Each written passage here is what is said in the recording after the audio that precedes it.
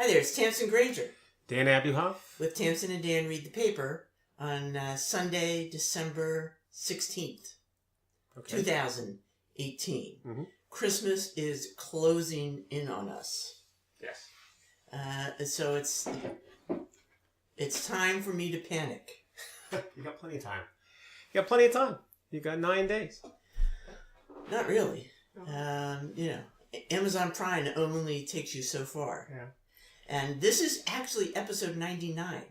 So that means that soon we're coming up on our 100th episode. Well, and maybe it will be epic. Maybe. We'll see. We have a lot of plans. Keep posted. Keep posted. Anything can happen. So here we go. You have just got back. Yes, from Germany. I spent last week on business in Dusseldorf, Germany, which is a small industrial town in Germany, west of Berlin. Would you call it a city, like a small industrial city? Yeah, sure, you're right. Absolutely. It's a city. Because it's not like it's New Hope. No, it's not New Hope. But you can't fly there direct, at least not too easily. So a lot of flights go through Amsterdam, and it's not very far from Amsterdam. It's a 30-minute flight from Amsterdam. What was interesting about Dusseldorf, other than the business I was doing, perhaps, was that they have this time of year Christmas markets. Well, they have that all over Europe. They do. But whenever I told people I was going to Dusseldorf, they said, "Oh, the Christmas markets." And so, of course, I had no idea. Well, it's a street fair. Yeah. Mostly with food. Yeah, no, it's mostly just it's a food truck situation. It's really just food. Well, it's like the San Gennaro Festival. Yeah, okay. I don't remember that well enough to draw that comparison. Everybody remembers that, Dan. Come on. Is it mostly Think about it. Well, look, here's the deal. So you have, and there's more than one of them in Dusseldorf. Just every few blocks you have these different booths set up, and they're temporary booths. They're set up this time of year. And they're selling hot food, mostly bratwurst, more kinds of bratwurst than you could spit at, basically. And mulled wine is a big thing. Okay. Warm mulled wine. And you said there were latkes? There were potato pancakes, latkes. There were some interesting soups. There was a white garlic soup I had. There was a goulash soup I had, basically a pork meat soup. A lot of hearty fare. And it's a good thing because it's like 30 degrees in Dusseldorf. So you're walking around. And freezing to death. Freezing your butt off. And you're eating this very hearty food. And it's festive. It's festive. And you brought back excellent souvenirs. Yes, I brought back one of the glasses that they give you when you buy beer. I bought one for the beer. A Pilsner glass. Right, not the... not a giant Stein. No, they didn't have that. Yeah. Rumor had it, but they were Steins, but they're not. They're just... And you brought back a nice little cardboard coaster. From one of the booths. I love those little beer coasters. Yes. We have them from all over the world that we use around the house, and it brings back good memories. Well, I also love the liqueur you brought back. Well, the Killepitsch, which I told the Killepitsch story, that I was in the meetings, and I asked the fellows we were meeting with at the company we're visiting if they had recommendations for what's a good souvenir or a food stuff to bring back to the States. And he said, well, there's something that you've never heard of, but take it from me, this is what you want. And it's a liqueur. I said, I would describe it to you and give you the name, but you'd never be able to understand it because of the pronunciation. It's difficult. I'll email you. I said, well, wait a second. My wife sent me an email about what I should get.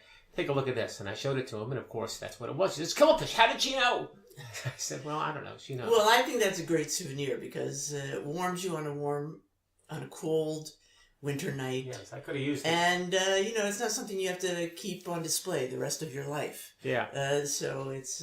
No, it's, what is it? It's an herbal liqueur, right? Right, we don't have to go to... you can't buy it in Suffice it to say, it was an excellent souvenir. I'm grateful for the duty-free people. That's right. So, in any event, if you're in a German city and you take advantage of it. And the truth is, in that kind of situation, we could have gone out for a fancy meal either of the nights we were there, and we didn't. We would just go back to the Christmas markets and have some potato pancakes, and it was fun. But anyway, now you're back and gearing up for the holidays, and which always involves a fair amount of movie-going for us. Well, I warmed up by watching on the way home Mission Impossible 3. I've never watched the Mission Impossible movie, although I'm old enough to remember the TV series well. And I have to say it's a great airplane movie because it made me feel better about the whole thing. I mean, after all, You feel when you're stuck in an airplane, you're uncomfortable, there's this in the way, there's that in the way. But compared to what's going on in Mission Impossible 3, I was in the airplane, which was not the situation all the time with Tom Cruise, who was often not in the airplane. He was jumping off buildings and landing on helicopters and holding on the edge of it. So I definitely had a big advantage over him. I felt better about my whole situation. So I enjoyed me too. I'm glad to know you were not flying the plane or leaping out of the plane. There was a great scene of him flying a helicopter. He looks at it, he says, how does this work? And yet, all works out. So anyway, so that was good. So I came back, and we didn't get a chance to go to the movies this weekend, but I was reading, of course, with great interest about one of the big holiday movies. And not surprisingly, reading a lot about Marvel movies, the big release upcoming being Aquaman, which is a tremendous hit already in China, believe it or not. But the Wall Street Journal has already put the kibosh on that by writing an article that says, headline, I want to be Aquaman when I grow up, said nobody ever. Does Warner Brothers know what it's doing with its new film? And I think that's true. No one ever said they want to be Aquaman. So we'll see. It turns out that the Marvel-type movie coming up, that is the movie to see against all odds, is Spider-Man Into the Spider-Verse. That's right. It's a cartoon movie of Spider-Man, but has drawn incredible raves. In the Wall Street Journal, Joe Morgenstern writes that he watched the movie in a state of cross-eyed bliss. The animation is glorious, more faithful to its comic book roots than any big-screen graphics. The story deliciously witty, preposterously complex, but perfectly comprehensible. Whether or not you have studied quantum physics, the scale feels vast, the spirit is joyous. It's as if everyone set out to make the best Spider-Man movie ever, which is exactly what they've done. And not strangely perhaps at all, the Times agrees. The Times goes on. The Times says the characters feel liberated. Old-style graphic techniques can commingle with digital wizardry. The rules of visual coherence are tested and ultimately upheld, while the laws of physics are flouted with sublime bravado. This may be the first Spider-Man feature to qualify as a great New York movie. And they talk about how well it captures all the New York landscapes better than any film, believe it or not. Okay, so maybe I'll have to see it. Tremendous excitement. Going back to the Journal, they sum it up this way. I plan to see it a second time soon and look forward to seeing it yet again on home video for the pleasure of freezing frames and savoring them as damned fine art. Sheer bedazzlement. Okay. All right, I can see you're unmoved. No, I just wasn't expecting it. And I'm not actually, I don't know if you noticed, but I got my hair cut this week. Yes, I was going to say that on the air. Okay. It's a lovely haircut. You look great. Anyway, and Cindy, who cuts my hair, said she's taking her son for his birthday outing to Spider-Man, and she was not looking forward to it. Oh, my goodness. She was saying, it's some silly Spider-Man movie. I'm a little disappointed. I was hoping it would be Ralph Breaks the Internet. Well, interesting that you say that, because everyone had figured Ralph Breaks the Internet was so great it was going to win the Academy Award for Best Animated Feature, but now I wonder.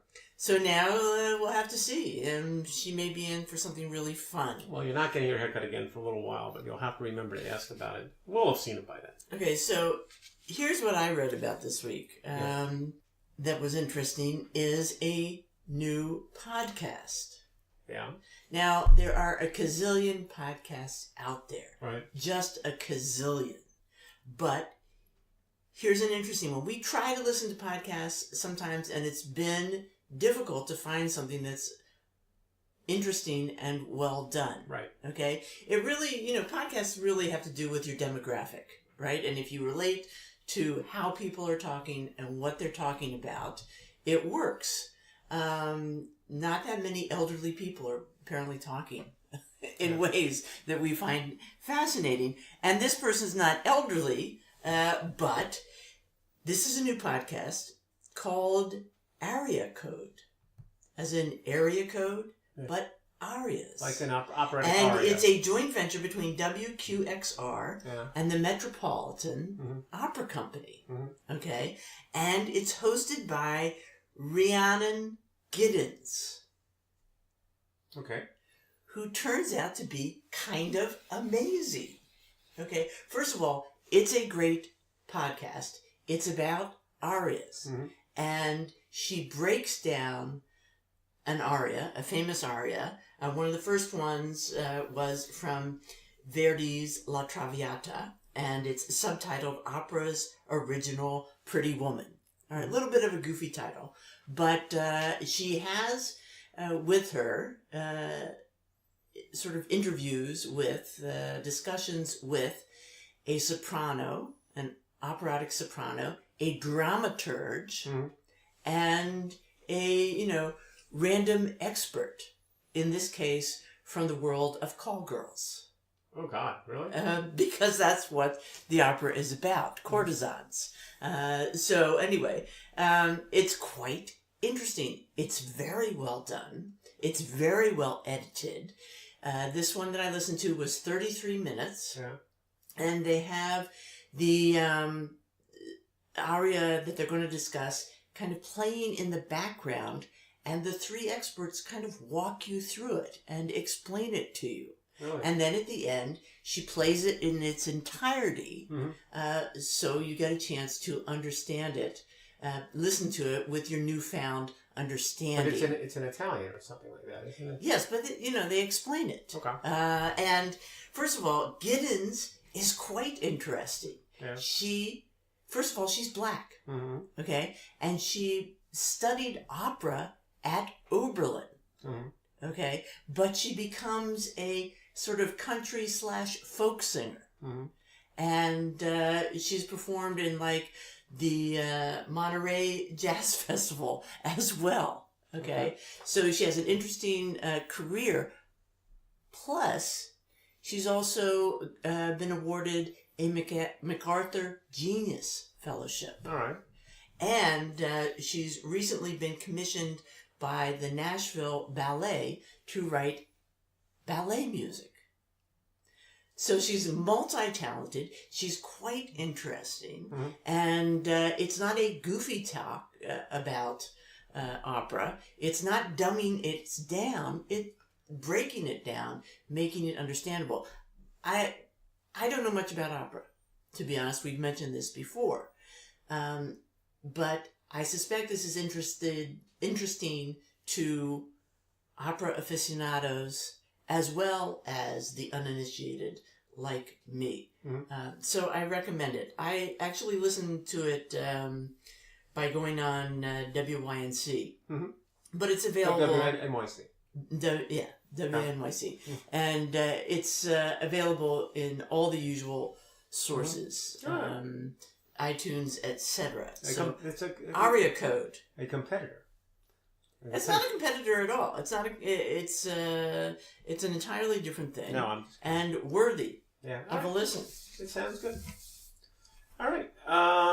Sports. Not any. This is not the time of year that major things happen in major sports, but there are a couple kind of interesting articles. There's one about from out of the blue, Portland Trailblazers basically promote their product, which is basketball, by having every home game they feature another original poster.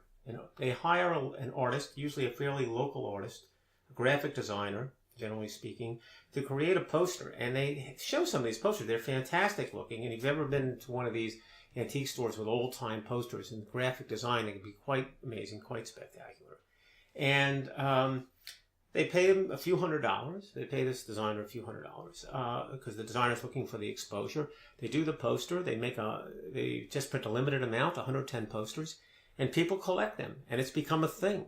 And people are going to the games in some cases just to get the poster and saying that they have all the full collection. Whatever it takes. And, whatever it takes. It turns out they borrowed this from soccer. This is an old soccer thing, an old football thing. That they do this in Europe. Well, this is funny because I have not seen these on Antiques Roadshow. No, you haven't, but maybe you will. And you recognize the styles, the kind of some very traditional poster styles.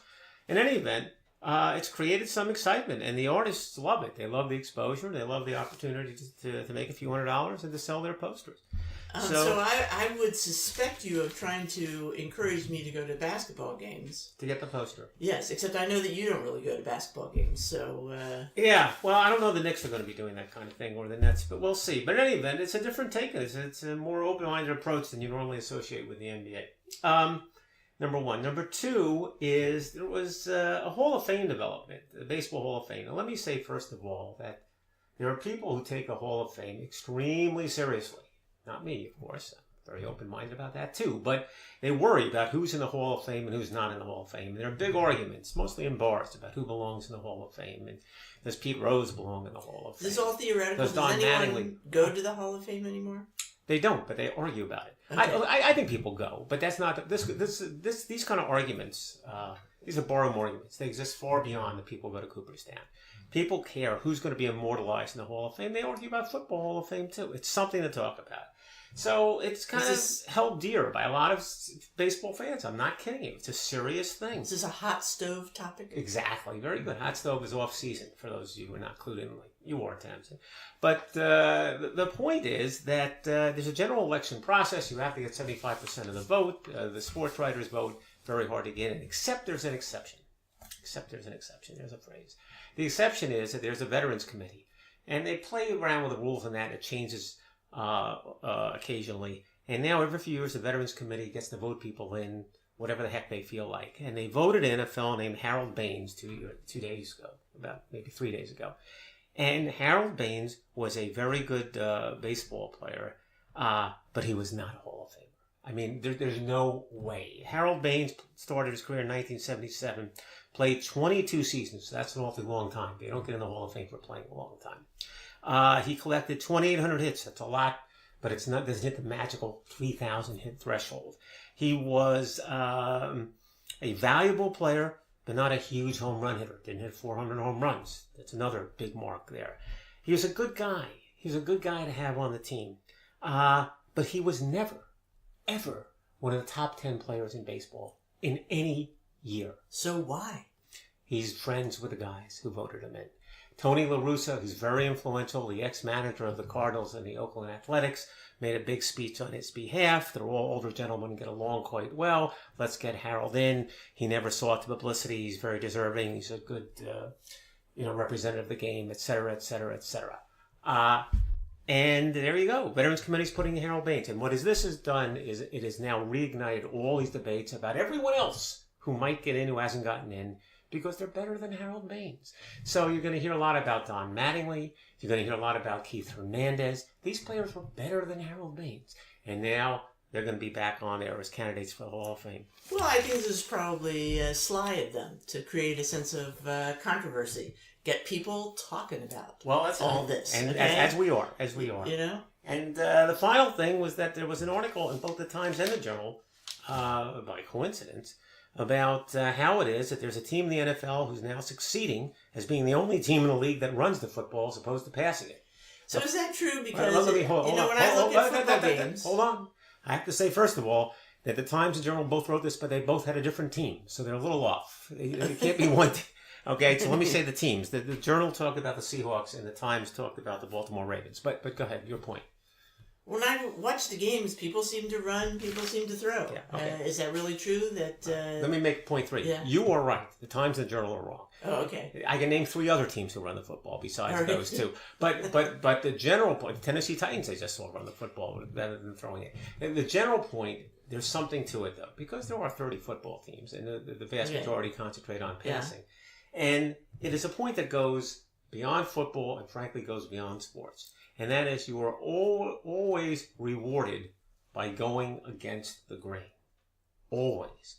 Always in life, going against the grain. So why is you rewarded in football? You're rewarded in football because the other team is not prepared to defend that style of play. Okay. So you get it. And that's number 1. And number 2 is you can get players who play that way more inexpensively than the other players everyone covets. And this is true in Major League Baseball in terms of whether you get power hitters or pitchers or whatever. You just go against the grain. And it's true in investments too.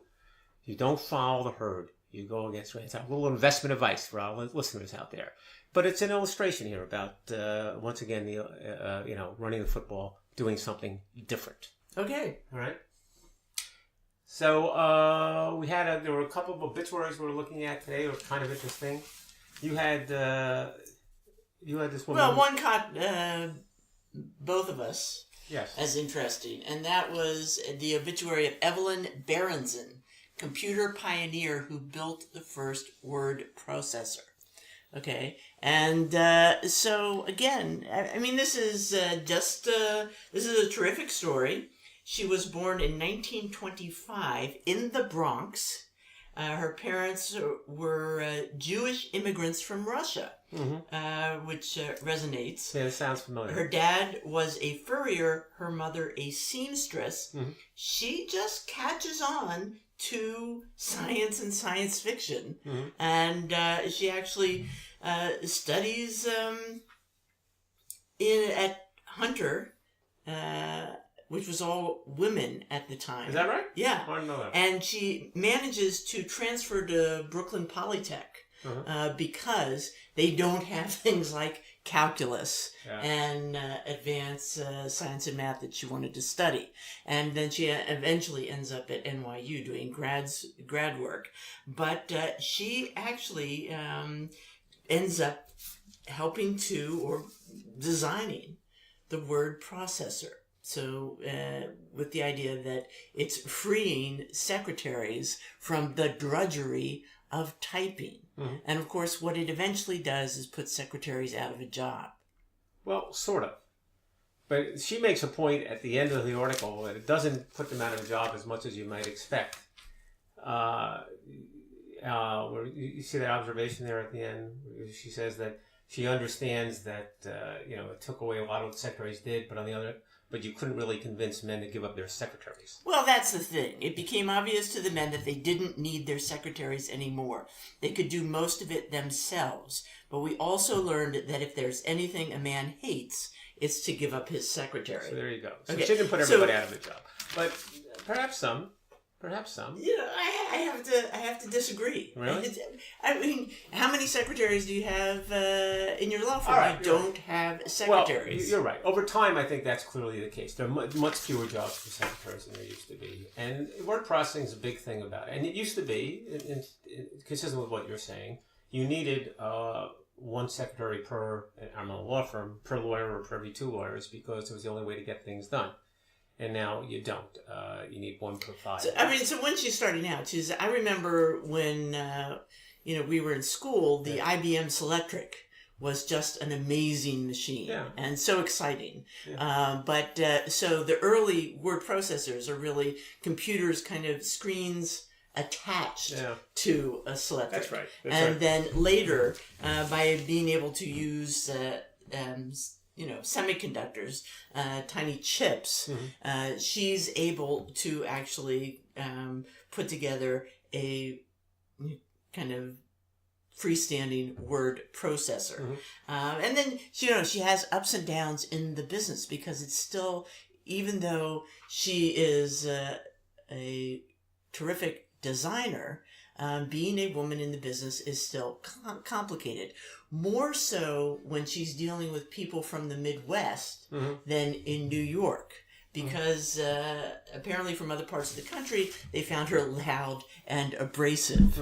And apparently that doesn't bother us New Yorkers quite as much. And of course, the only way to get ahead in her business was, she felt, to actually form her own business, which eventually, due to financial ups and downs, is sold to another company. Her business that she founded was Redactron. But she really, I think, in the end, held 9 computer-related patents. And her data secretary is on display at the Computer History Museum in Mountain View. Mountain View, California. I mean, she... Look, it's amazing that, given the background she had, which was okay, but not extensive in terms of computer development, she just sat down and put together this computer technology. it's bizarre. I'm almost. Yeah, she says in one of her early jobs at the Electronic Computer Corporation in 1951, they said to me, design a computer. Yeah, that's what I had never seen one before. Hardly anyone else had, so I just had to figure out how to do it. It was a lot of fun when I wasn't terrified. Yeah, and still, they say, people bring up, why is this woman not more famous? Without her, there would be no Bill Gates, no Steve Jobs, no internet, no word processors, no spreadsheets, nothing that connects business with the 21st century. No, look, I think what was a major accomplishment, I think that last statement is not true. I mean, obviously without her, someone else was going to develop it. And I think what she ran into was that's what IBM was working on at the same time. But what's startling is that she beat IBM to the punch.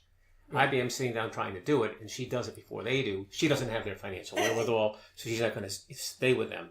But it's an amazing accomplishment. And she worked on other projects as well, including our favorite, computerized airline reservation systems. I mean, how many times do you swear about that? Yeah. But she was right there in the beginning. And, there's some discussions about which company, invented that first. Yeah. But there's some proof that the group she worked for predated. Yeah, look, it's enormously impressive. There's no question about it. One of the points is there are women doing amazing things. Mm-hmm. There have been women doing amazing things forever, and lots of times we just don't notice. Well, yeah, I think anyone's going to challenge IBM is going to have trouble. But I agree with you. I mean, I never heard of her. And now we have. And now it changes everything.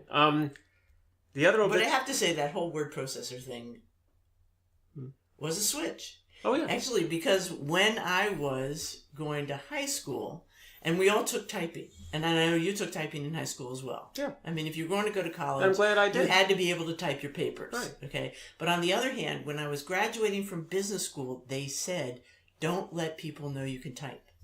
Wow. Because if you do that as a woman, you will always be a secretary. Right. They will want you to do that. And yet, what's more valuable today than your comfort on the keyboard? Right. So you're composing, and I'm composing all my own stuff. I'm not as good a typist as perhaps some others, but the ability to type is key. Is key. It's key. And the partners even, older than I am. Who cannot type. Cannot type to tremendous are disadvantage. Flummoxed. They will not sit in front of a keyboard. Yeah. But, you don't always get the greatest advice, do you, when you're coming up the pike, Well, that's for sure. So Melvin Dummar died. Who's Melvin Dummar? I have no idea. Yeah. Well, Melvin Dummar is famous because of a movie, and I'll get to that in a second. So Melvin Dummar is a guy who lived in Las Vegas, and he picked up an older gentleman who was in disarray, who was wandering, was almost incoherent. A hitchhiker. And it turns out, to get right to the heart of it, it was Howard Hughes. And okay. So there was a movie about that. So just so we're clear for a second, those who don't know, Howard Hughes being the richest man in the world at that time, who had invented all this aircraft material and so on. He was and ends up a recluse, totally weird guy. Exactly right. So and then he dies just 6 months after that or something that Hughes does, and depending on who one believes, his will leaves a substantial amount of money, $165 million, to Melvin Dummar. And that's when the story starts. Because there is a tremendous battle about where the money should be going. Is the will that says $165 million to Melvin Dummar a legitimate will? The family comes in. We're talking about billions of dollars at stake, but everything's challenged, and it goes on and on and on. So what percentage was the $165 million? A small percent, just a few percentages. Did he ever get any of it? He never got it. He spent the rest of his life in a struggle about getting that money. Eventually, that will was invalidated, and people actually looked upon him as a fraudster, that he made it up, and he had trouble even holding a job after that. He was held in low esteem, and yet to this day, he has his champions. And they mention in this article in the obit in the Times, there was one or two lawyers who continue to swear by Dummar, so everything was true. This handwritten will was effective. We'll never know. The mystery will continue to go on. He never saw a dime. He died with very little funds, whatever, and kind of discredited. But what's interesting is, as you said a moment ago, there was a movie made, which was called Melvin and Howard. Melvin Dummar and Howard Hughes. In 1981, Melvin and Howard came out, and it's a really good movie. And we saw it when it came out. It's a movie with Jason Robards playing Howard Hughes, a fellow named Paul Lamont playing Melvin Dummar, and Melvin Dummar's girlfriend being played by a young Mary Steenburgen, and her first real movie part.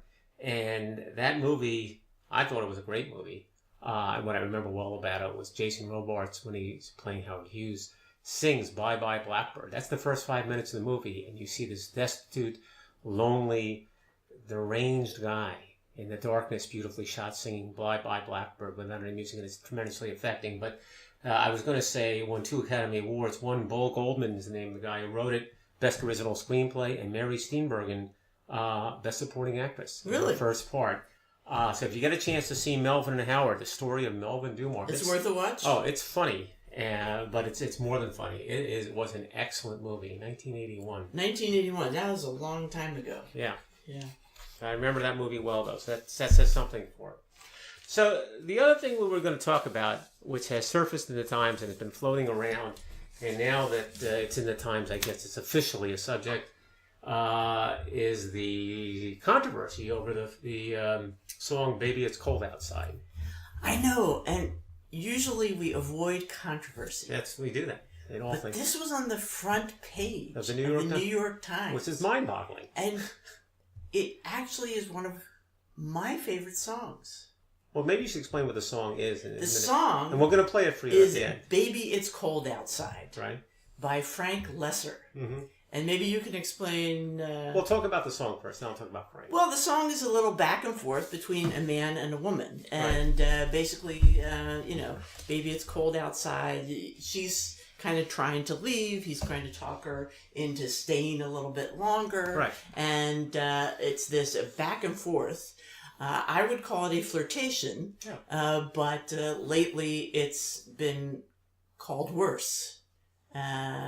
And people say it's date rape, or it's a song that celebrates date rape or something like that.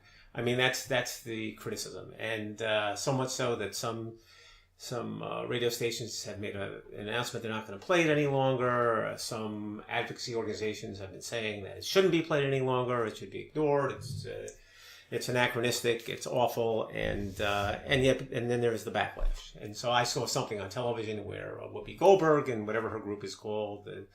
The View, yeah, saying Whoopi Goldberg going on saying, no, this is a great song. What are you talking about? I saw Wendy Williams, if that's her name, the woman on the CBS show. No, that's... What's her name? What's her name?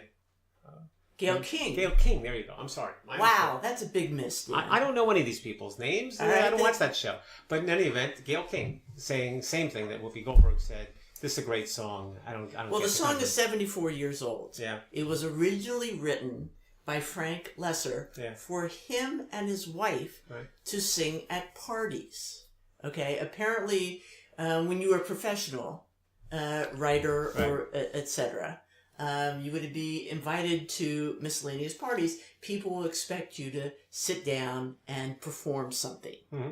And I don't know if this was ever stuff they were, beginning to promote for a particular play or anything, because you know other plays. Well, it ended up in a movie that got best song in that movie when it ultimately appeared, but that was after they sold it. But anyway, this was a song that he and his wife would perform, and it would bring down the house. That's right. That's right. Well, I'm glad you used that phrase, because, on the controversy, first of all, as one sensed, you say it's your favorite song. I think I agree it's a great song, and number one, and number two, I think the controversy is kind of silly, because number one, it's a song about two people. It's not advocating any point of view, but it's just a song about real people. And that's number one, and I'll get that. And number two is, it's not advocating anything. It's just the way people act. So I was thinking about something I remembered from the Stephen Sondheim book, Finishing the Hat. So this is one of Sondheim's books about how he went about writing his own stuff. And Sondheim's extremely astute when it comes to human relations. I think we can agree on that. But he's musing on various mentors, various precedents. But let me say, before writing. I forget, we are going to see Sondheim on Tuesday. Yeah, so I hope he's up to the task. We're going to a public interview. Right. And he might talk about this. Who knows? And he writes in his book that when he wrote his first musical, notwithstanding you might think he would have emulated Oscar Hammerstein or someone else, he was seeking to emulate Frank Loesser, the fellow who wrote this song. Now, who is Frank Loesser? Frank Loesser wrote great musicals. He wrote, what did he write? He wrote How to Succeed in Business Without Really Trying. He wrote The Most Happy Fella. And most famously, he wrote Guys and Dolls. One of the great, in some people's view, the greatest, but one of the great American musicals. And what the reason that Sondheim, I'm looking at Sondheim's book now, celebrates Loesser is he says he was a great conversational lyricist. He was able to perform the rare trick of sounding modestly conversational and brilliantly dexterous at the same time in a way that no one else could do it. And he was also, in Sondheim's view, one of the very few lyricists who was genuinely funny. The lyrics of Gershwin and Hart received appreciative smiles, sometimes even chuckles, but not the kind of hearty laughter that you got from a Frank Loesser song. And what he admired about Loesser, too, was the situations he set up, and this is relevant to Baby It's Cold Outside, were real situations, real people talking, and with the potential for humor or texture. Well, that's interesting, the comparison he draws, because, I love Rodgers and Hart. Yeah. But it's wordplay. Right. And Guys and Dolls is a great example of songs that kind of talk the way people talk, relate the way people relate. Is there any song with more chemistry than, Sue Me? Yeah. From Guys and Dolls, especially with Faith Prince and Nathan Lane singing it. It's so there is something real to that. But there's also, let me just read this. This plugs into right what you're saying. This is Sondheim again. He says, most impressive to me are the ideas behind Loesser's songs. The ideas behind, and that's what you're talking about. Sue Me is a discussion/argument between a long-term couple who hadn't quite gotten married. And it's so real, and the characters are so real. In the same way, Baby It's Cold Outside is a real conversation between two real people, and that's what makes it go. And he says that his songs, the concepts of his songs, are so strong that the lyrics need not be brilliant in execution. They can ride on their notions alone and bring the house down, which they did, and they still do. Right. So, we're going to play it so you can judge for yourself. Well, we have a lot of favorite recordings of it. Yes, many people have recorded. One that we have enjoyed, actually, is where the gender roles are reversed. Right. And that was sung by Nancy Lamotte and Michael Feinstein. That's right. And, of course, Nancy Lamotte, just a wonderful, exquisite, evocative voice, a woman who died too young. Yeah. But we always love listening to her Christmas albums. And Michael Feinstein right now performing in the Christmas shows at 54 Below this week. Is he really? Yes, he is. Because I thought it was Norm Lewis, actually. But, no, I think this week for Christmas it's him. Okay, so there is that. So there have been versions of this that reverse the roles, which are kind of fun and kind of makes the point as well. But our super favorite, if I may say this for both of us, is a live performance by Louis Armstrong and Velma Middleton. And it's got a lot of sort of improvisation in it. It's a lot of fun to listen to. And Satchmo is the greatest. And Velma is right there with him. Yeah. And I've seen pictures of the two of them together. It's kind of cute. But we will leave you with that. And, consider it on its own merits. Your own merits, and it's our Christmas present to you. So we'll have another show soon enough, and it might be around Christmas time. Stay tuned. But in the meantime, have a Merry Christmas. From Tamsen. And Dan. And Tamsen and Dan read the paper. Happy holidays. No potatoes.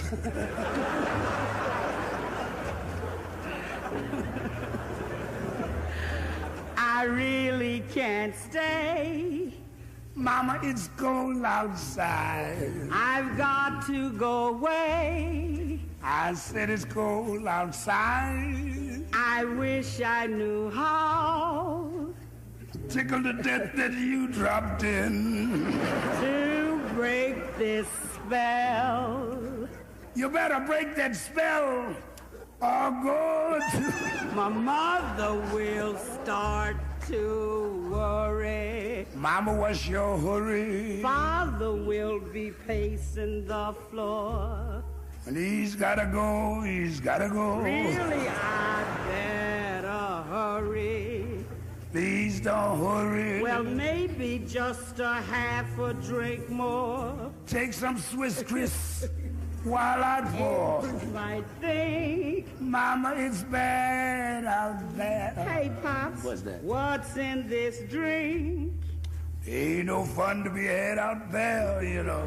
This evening has been Ain't even started yet. so nice and fine. Take another drink of wine. And maybe you'll change your mind. Ought to say no, no, no, sir. You don't have to call me At sir. least I'm gonna say that I tried. Give it up, give it up, give it up. I really can't stay. And that old guy. Ah, but it's cold outside. Look here, honey. Look at that window there. You can't go out there in all that bad weather. Wouldn't think of letting you go out there. It's stupid of me to do that. You got the wrong window anyway. Huh?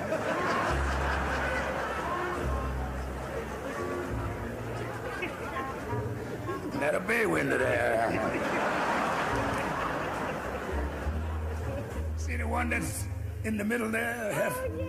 Halfway bolted up. See that outhouse there? Ain't no use you going out there in all that bad weather, getting them two little skis all frostbitten and stuff. Well, Pops, I didn't tell Mom and Papa where I was going. You didn't what? In fact, I sneaked out of the house. Oh, Velma, don't never do that to your mom and papa. You know? You stay here 3 more days, and you go back home to your people there. You get in trouble. There's bound to be talk tomorrow. What about my sorrow? At least there will be plenty implied. You telling me? I really can't stay. And that old guy. Ah, but it's cold outside. Hey, Pops, I'd really like to stick around. I wish you would. Well, I live so far. I live way over on the other side of town, over in the aristocratic part, way over there. Way over there. Where would that be, honey? Over on Jackson Street. Ain't been in town 2 hours and I found out where Jackson Street is.